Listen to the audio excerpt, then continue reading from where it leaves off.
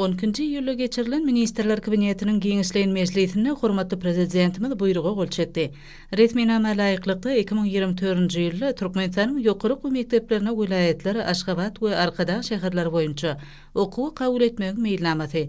Şeýle hem 2024-nji ýylda Türkmenistanyň orta hüner okuw mekdeplerine okuw kabul etmek meýilnamasy tasdiklanyldy hemde okuw kabul etmegi 2024-nji ýylyň 15-nji iýuly 26-njy awgust aralygyna guramak. Okuw kabul etmek boýunça giriş tynaglaryny ýokary we orta hüner okuw mekdepleriniň yerleşýän ýerine geçirmek bellenildi. Vilayetlerin Aşgabat we Arkadan şäherleriniň häkimlikleri Türkmenistanyň ýokary we orta hüner okuw mekdeplerine okuw kabul etmek boýunça iş toporlarynyň talaba laýyk işlemegi üçin zerur şertler döretmäge borçlydyr. Ýurdumyzda ýokary bilimli, ýokary ahlakly, özbaşdyk çözgüt kabul edip bilgen işçi hunermenler taýýarlamak möhüm wezipedir.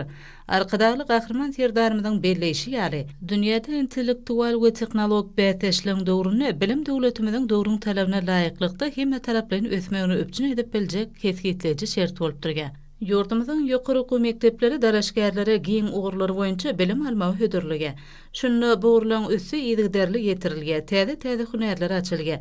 Almyň we teknikanyň gadananlary öňde barja tejribe, önümçiligi, bilim, medeniýet durmuş ulgamlaryna işçiň urnaşdyrylge.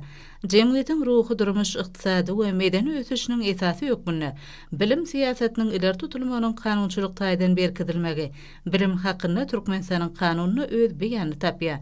Kompýuterler, multimedia, interaktiv usullaryň tehnologiýalaryň giňden ornaşdyrylmagy, internetiň maglumat serişdelerini el ýeterliligiň öpçün edilmegi, milli ilim we bilim ulgamynyň ähli basmançaklarynyň maddi enjamlaryň binýadynyň fotolandyrylmagy, ýaşlaryň ýokary bilim derejesine öpçün etmegi görnükdirlenir. Türkmenistanda durmuşa geçirilýän açyk kapylar we giň halkara hyzmatdaşlygy siýasaty netijesinde ýurdumyzyň ýokary okuw mektepleri daşary ýurtly kärdeşleri bilen işçiň hyzmatdaşlyk edýärler. Öňde barça dünýä tejribesine laýyklykda okuw maksatnamalaryny hemde meýilnamalaryny, okuw kitaplaryny gollanmalary ýygyderli kämilleşdirýärler. Raýatlarymyzyň alan döwrewap bilimleri milli ykdysadyýetimiziň pudoklaryny iş ýüzüne peýdalanylmaly.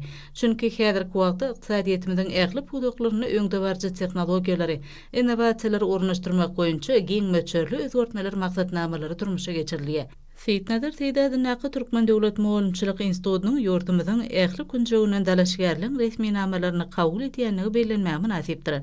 Bu ýokary okuw mektebine täze okuw ýylynyň başlap ähli vilayetleriň Arkada we Aşgabat şäheriniň ýaşlary bilim alarlar. Dalaşgärlerden resminamalary kabul etmek mewsumynyň eýýän 1-nji güninden başlap işiň häsiýete eýe bolýanyny bellemek gerek. Bu bolsa türkmen ýaşlarynyň täze bilimleri, hüner usatlygyny ile almagy, ýurdumyzyň intellektual we ykdysady kuwwatyny potolandyrmagy goşun goşmagy çalyşýanlyklaryny täsdiqleýär.